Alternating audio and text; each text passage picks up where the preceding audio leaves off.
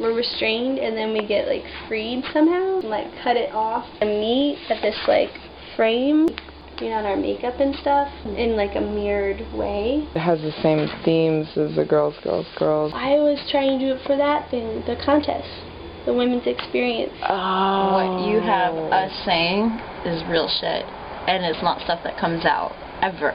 This is like secret stuff. Secret service, girl style. Front and her hips would curve out like and that. Her ass. And then she would be like this, and she would be like, pow, pow, like huge. Boing, like, that's kind of... gigantic butt. Why is the boy dating somebody who's nothing like me? I don't know. I hate myself. Oh, you're too intense, you're too you're too this, you're too that. Like, I just end up feeling crap about Like, the fact that I'm Oh my god, I don't even know how to tell you. These boys that are in this world are very unrealistic, thinking that they're gonna find the perfect girl, because there's no such thing. We're all bitches. Likewise. I think we think we're gonna find the perfect boy, but the point is, all boys in New York are whack. Why? Why are they whack? Boys? Well, it's numbers. Many like, that there are far more single women in this city than there are single men. Cute for one. Fire song's the worst invention ever. Granny panties are and songs are bad. I love granny panties. I love granny panties too, and like when they're 100% cotton, like I can do anything in the world. Ooh, what's going on? Okay, computer is freezing. I'm making this series called Girls, which is about women's rituals and self-control. What girls do to try to manage their lives with some modicum of dignity. I believe that all women are infantilized. I exploit my femininity to a certain extent, but it's also very kitsch. I try to always keep in mind just like a presence and awareness of what kind of feminine tropes I'm using, and it's like a constant dialectic.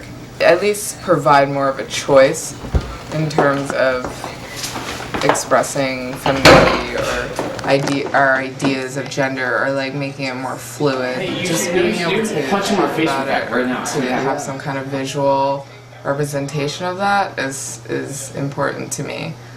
You're forced to be in that male gaze or that spectatorial gaze, but we're sort of self-fashioning. I'm also playing up to the patriarchal standard of needing eye candy, providing like a physical analog to their own exploitation of women. Everyone likes to see a pretty girl. I have a cuter thing I could wear, I think. This doesn't flatter me. I don't know like what our relationship is supposed to be. I don't understand. So I have to ask Susie a couple questions here. Susie? Susie! This light is so bright. You ever heard of fire? I'm getting those crazy gossip. I have heard of fire. I have a couple of questions, Susie. Number one, what is the context of our relationship? You're gonna be like her bitch, and that. Do I say anything? There's no script, right? I mean, there's no script. Everyone, when Mary screams, can you be quiet? Because I'm gonna use that sound. this one not uncomfortable. Shut up! You need to give me more details next time you want me to shoot something. You mentioned nothing of this sort. What's his fucking problem? Ew. This is a fucking stupid film, you Well, know? it's my fault. We just think different, you know. I like to just like do stuff.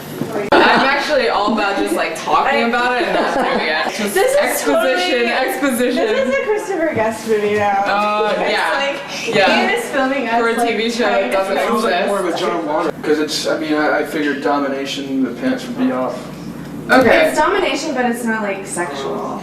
Yeah, but it's more goofy. He's willing to take his pants off. Because he's gonna win. It's going to be very dramatic. A bit more contrast, more dramatic contrast. That's perfect. Okay, that's good. There's more contrast with that. Haven't you heard that this is an Asian convention? Slash, this is never going to be shown in public ever. You can use some of it for where you're the girls, and then make one of like the making of. The making of's better. How you feeling, Susie? I'm feeling pretty good. I feel kind of, I wish I was like more sexual. You have to have some place to go for those, you know, pheromones or whatever makes you attracted to people. Like, I'm not open to that at all. I'm like constantly like, looking at things in like little boxes. I think that most people see you as rather sexual. I mean, many people. And people... I don't really get that. I operate basically under the assumption that I appear totally asexual. The Asianness makes me feel sexual. It's like being an object. And that's like inherently sexual. So how are you going to live? Probably year by year. How long do you think that'll be sustainable? For 5 years. It's either that, I'll be like just sort of lying around in fields, like experiencing the nature and the childlike grace that I didn't when I was younger. Cool. I'll probably live off grants. So I'd probably make that one indie hit, maybe 2 indie hits, like maybe be like the female Cassavetes or something. Obviously I'll have to worry about making money for the rest of my life. Any of your creative ambitions? I mean, do you think that they're sort of a luxury? Or? Like everything is a luxury that people create.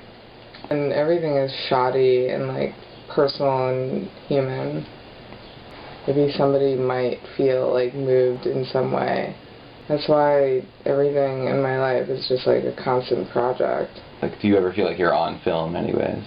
Which is a suggestion that Jean-Luc Godard made, as if he were framing everything with his eyes and imagining himself on camera. I guess I imagine myself on camera only in the sense that I feel like a constant sense of responsibility or like pressure to do things properly. And I'm always thinking about how I'm measuring up to that. How many minutes are on this data card in this camera? A lot.